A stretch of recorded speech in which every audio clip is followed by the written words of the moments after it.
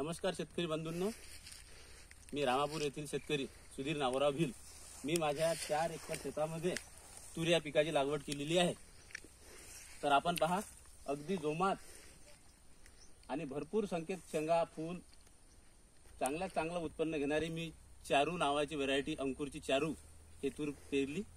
आणि आपण पाहत आहात, हे पहा इकडे मागे पहा, अशी अक्षरशः अशी तूर अशी एकदम अशी लवून पडलेली आहे। भरपूर प्रमाणात शेंगा लागलेल्या आहेत।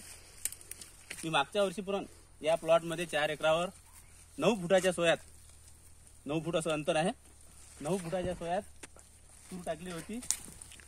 34 क्विंटल 60 किलो या कमी खर्चात, एकदम कमी खर्चामध्ये 34 क्विंटल 60 किलो 5750 रुपयाने तूर विकली।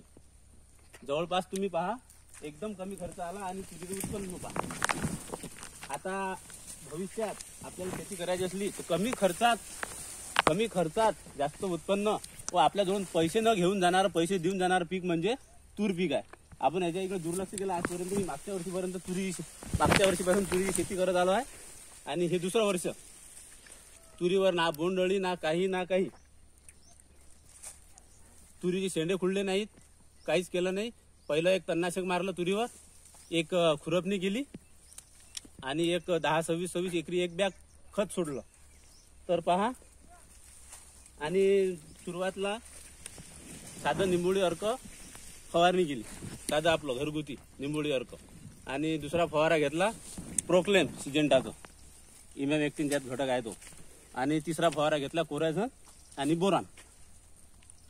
बस, बाकी दुसरा कोणताच नाही खर्च। आणि एखादा आणखी असं आवश्यकता वाटली तर सध्या तर काहीच अळी नाही आहे। आणि ह्या शेंगा पहा, असे ह्या पूर्ण अशी शेंगाईनं अशी लावलेली आहे तूर। मागच्या वर्षीपेक्षाही जास्त उत्पन्न तूर देईल असा मला विश्वास आहे।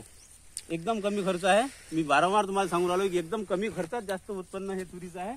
आणि शेतकऱ्यांनी या पिकाकडे वळा अशी मी शेतकऱ्यांना विनंती करतो। कारण कसं आहे, याच्यावर बोंडअळी येत नाही, पाण्याचा दुष्परिणाम होत नाही। आणि एक पाणी आवश्यकतेनुसार, फुलावर जोपर्यंत फुलावर तूर आहे तोपर्यंत पाणी सोडायचं नाही। जसं 50% 40% पोपट धरलं, पाणी सोडून द्यायचं, तूर एकदम अशी लवून पडते।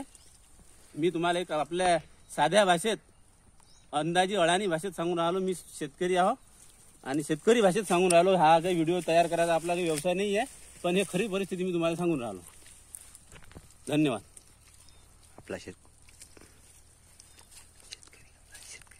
आपला शेतकरी सुधीर भिल।